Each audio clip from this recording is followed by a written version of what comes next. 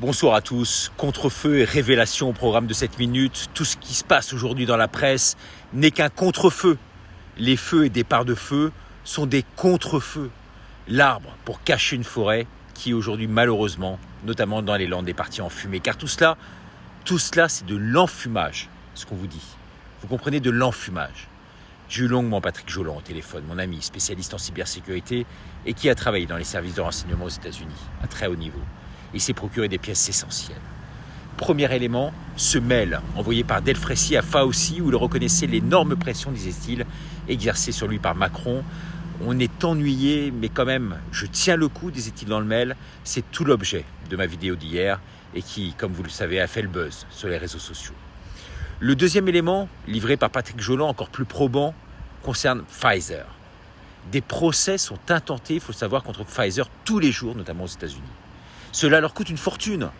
Exemple, en Atlanta, suite à la vaccination dans l'armée, un avocat a remonté des informations sur des tests falsifiés. Une remontée de dossier qui a véritablement créé la panique sur place. Pfizer aujourd'hui ouvre les robinets pour payer, comme une barque. La société prend l'eau de toutes parts.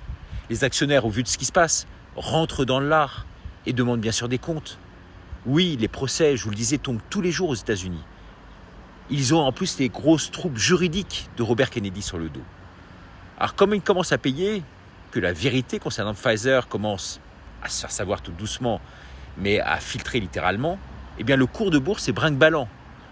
La société a non seulement les procès à payer qui leur coûtent une fortune, et en plus des quatrièmes doses qui aujourd'hui ne se vendent plus ou ne se vendent pas. Résultat, il faut donc maintenir à flot le cours, quel qu'en soit le prix, pour maintenir toute la crédibilité du système.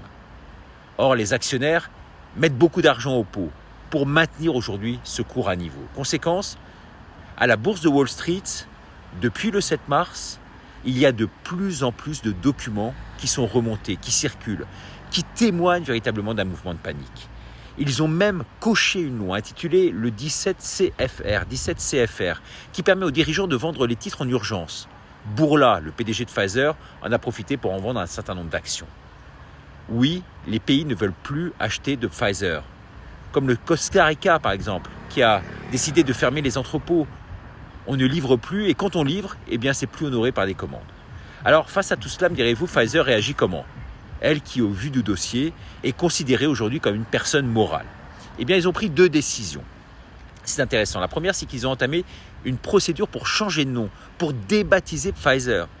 Exactement comme Meryl Streep, qui a échangé de nom, je crois, 17 fois. Et puis deux, mettre la société dans les îles Vierges pour passer à travers les fourches codines des lois américaines pour 95% des actifs.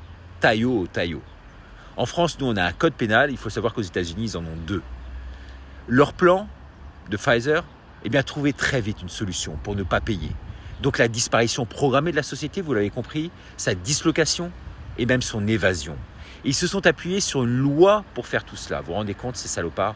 Ils ont même rempli le formulaire qui les autorise à revendre la société. Elle est en phase de revente. Changement de nom, modification de l'actionnariat. Vous vous rendez compte un peu ? Ils se sont même adressés à la SOC, le gendarme de la bourse new-yorkaise, ce qui est la COB en fait en France. Ah oui, ça me revient, c'est le formulaire 25 que je cherchais. C'est le retrait de l'inscription et de l'enregistrement. Bref, c'est un détail. Pourquoi la SOC ? Tout simplement pour permettre à la société de ne plus détenir de valeurs mobilières en cotation. Vous voyez le bateau Pfizer prendre l'eau toute part. Comme pour Bill Gates qui a le feu aux fesses lui aussi et qui donne toute sa fortune à sa fondation qui est à Genève, dans le même bâtiment du reste que l'ONU, qui le subventionne. C'est bien beau ça aussi.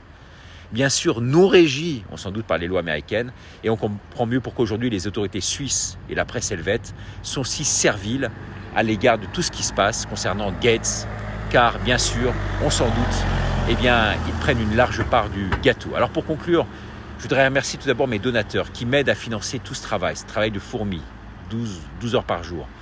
Merci pour vos dons, vos partages, incroyablement nombreux.